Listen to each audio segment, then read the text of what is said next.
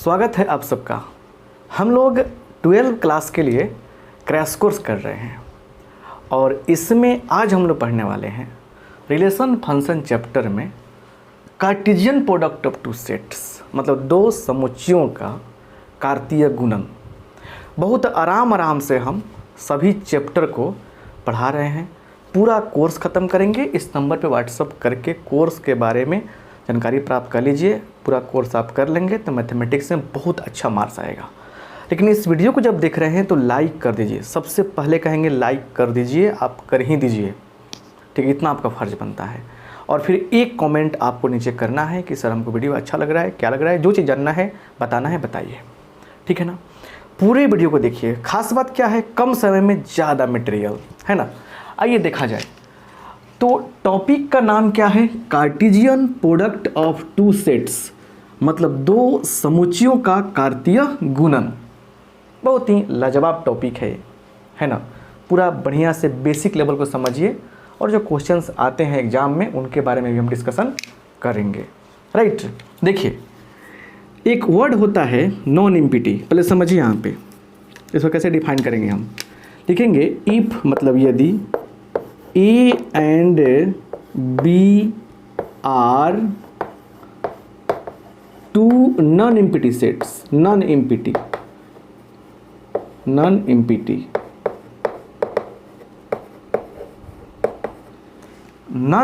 का मतलब होता है अरिक्त। जैसे एक सेट लिया है इस इसे मान लीजिए 1 2 3, इसमें क्या है, 3 एलिमेंट है, क्या है, 3 मेंबर हैं, तो ये कहेंगे कि अरिक्त है, नॉन एम्प्टी है। हम कह रहे एक समुच्चय बनाइए जिसमें जो अवयव होगा वह 2 से 3 के बीच में आएगा और वो प्राकृत संख्या होगा। तो 2 से 3 के बीच कोई प्राकृत संख्या होता है, नहीं होता है, तो क्या होगा, वो समुच्चय नहीं बनेगा। समझिए ध्यान से, मतलब एक ऐसा समुच्चय जिसमें एक भी अवयव नहीं हो उसको बोलते हैं एम्प्टी सेट, और एक ऐसा समुच्चय जिसमें कम से कम कुछ ना कुछ रहे उसको बोलते हैं नॉन एम्प्टी। तो नॉन एम्प्टी सेट का मतलब क्या होता है, अरिक्त समुच्चय। हिंदी इंग्लिश का भाषा मैटर नहीं करेगा, मैथमेटिक्स पढ़ रहे हैं आप। Then Cartesian product of, CP का मतलब Cartesian product of A and B is denoted by A cross B.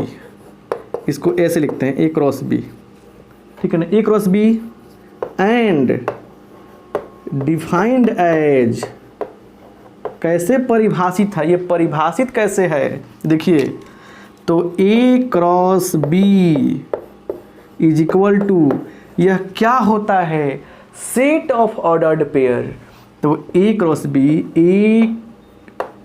B क्या होगा, ordered pair a b, such that a belongs to a, क्या पढ़ते हैं इसको, ए बिलोंग्स टू ए। मतलब देखिए हम इस तरह से बता रहे हैं ना कि जो बच्चे 11th में नहीं पढ़े उनको भी फायदा हो जाए।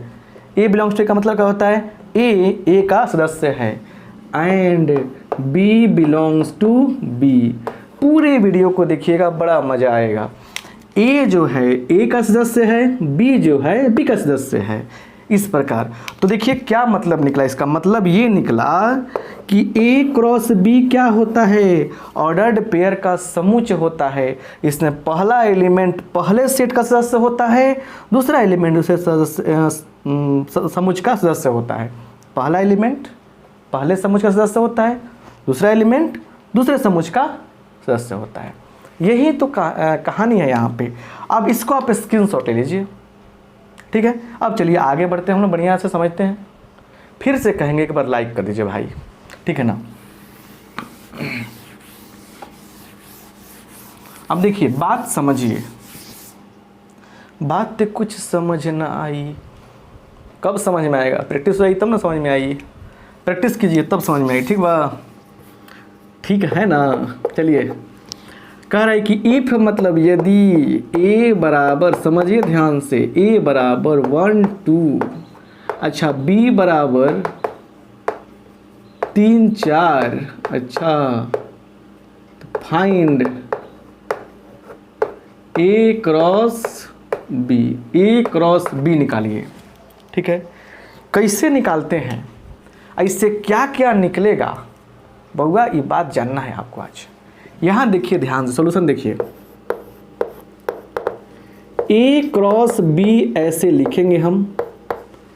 ए का वैल्यू दिया गया है, बी का वैल्यू दिया गया है, मतलब सेट ए और सेट बी दिया गया है। हमको ए क्रॉस बी निकालने की बात कही जा रही है, तो ए क्रॉस बी लिखेंगे हम यहाँ पे। कैसे? तो ए को लिखिए 1 2 क्रॉस क्या 3 4। ठीक है, एक काम करते हैं, इसमें एक और एलिमेंट जोड़ देते हैं 3 4 5, कुछ ज़्यादा समझ में आएगा। ठीक है, 5। चलिए ए क्रॉस बी कर रहे हैं हम। ठीक है, 2 एलिमेंट है, 3 एलिमेंट है। देखिए हम 1 के पास जाएंगे, 1 टच करेगा 3 को, 1 टच करेगा 4 को, 1 टच करेगा 5 को। देखिए तो ऐसे लिखेंगे ऑर्डर्ड पेयर में। 1 का साथी कौन बनेगा? 3 बनेगा।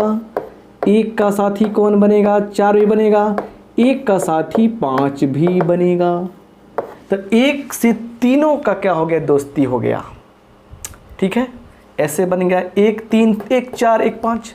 अब इस 2 की बारी है। 2 भी कहेगा भैया हमको काहे छोड़ रहे हो, आ जाइए यहाँ पे। तो 2 के साथ 3 चलेगा।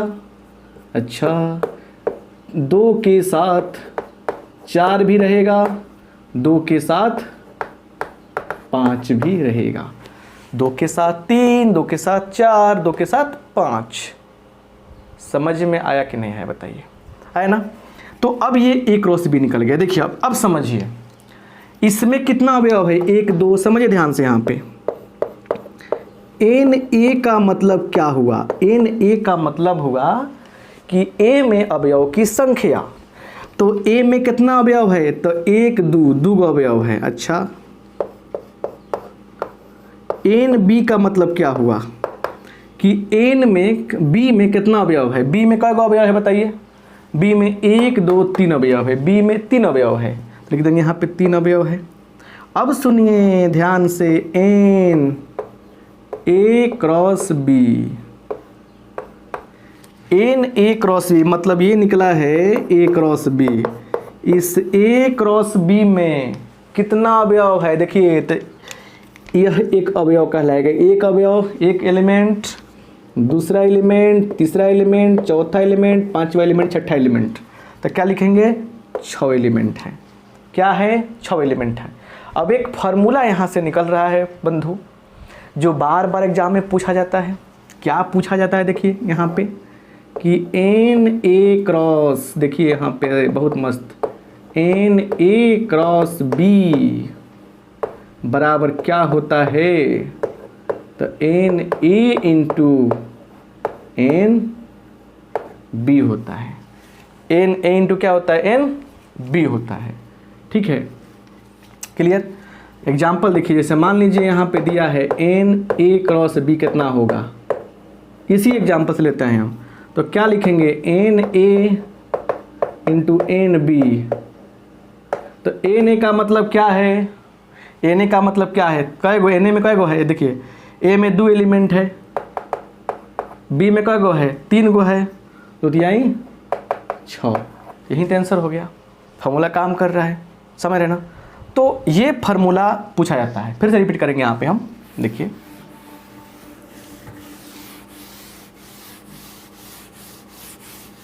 खूब पूछता है ऑब्जेक्टिव में।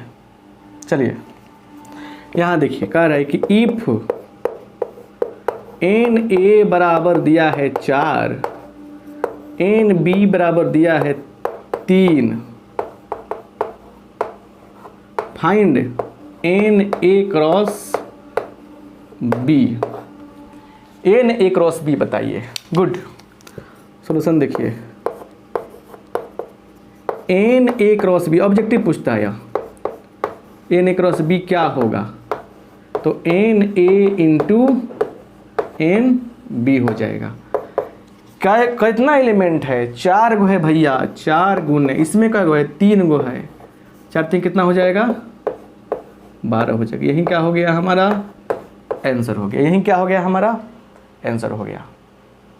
समझ पा रहे हैं बात को बढ़िया से? यहाँ पर कोई दिक्कत नहीं ना है? क्लियर? चलिए आगे देखते हैं। अब सुनिए बात को बढ़िया से। देखिए अगर ऐसा कहीं दिखाई दे ABC 3 वो दिख रहा है, इसका नाम क्या होता है? इसका नाम होता है order triplet. Ordered triplet, order triplet है ना, क्रमित त्रिक होता है। चलिए जैसे यहाँ दिखाई देगा 1 2 1 ऐसे दे दिया रहेगा आपको, 4 5 6 ऐसे रहेगा आपका, ऐसे रहेगा। क्लियर। अब इससे भी क्वेश्चन पूछता है कैसे, सुनिए। अगर करे कि इफ, ऐसे कहता है कि इफ नहीं, NA cross B cross C क्या होता है बताइए। तो लिखेंगे NA NB इंटू NC होता है। NA NB इंटू NC होता है, ये होता है। ठीक है, ठीक है, ठीक है। चलिए एग्जाम्पल देखिए। NA बराबर कितना है? 3 है। NB बराबर कितना है? 2 है। NC इक्वल टू कितना है? 4 है। तो कह रहा है कि इसीलिए NA cross B cross C कितना होगा? NA into NB into NC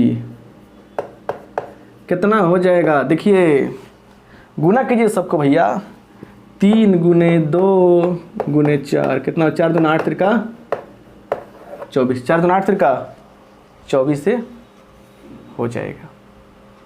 कितना मधुर बात है, कितना बढ़िया बात है ये, समझ रहे ना? ऐसे हम लोगों को मतलब कि क्लियर करने हैं, समझ गए ना? छोटी छोटी बातें होती हैं, तो ऐसे आप समझ सकते हैं। तो आप एग्जाम्पल क्वेश्चन का आंसर बताएंगे कमेंट बॉक्स में कि NA बराबर दिया है 2 और NB बराबर दिया है 5, तो NA क्रॉस B में कितना एलिमेंट होगा? कमेंट बॉक्स में कमेंट करके आप लोगों को बताना है। इस वीडियो को कम से कम लाइक ज़रूर कीजिए, 10 दोस्तों में शेयर कीजिए। थैंक यू आप सबका, थैंक यू सो मच।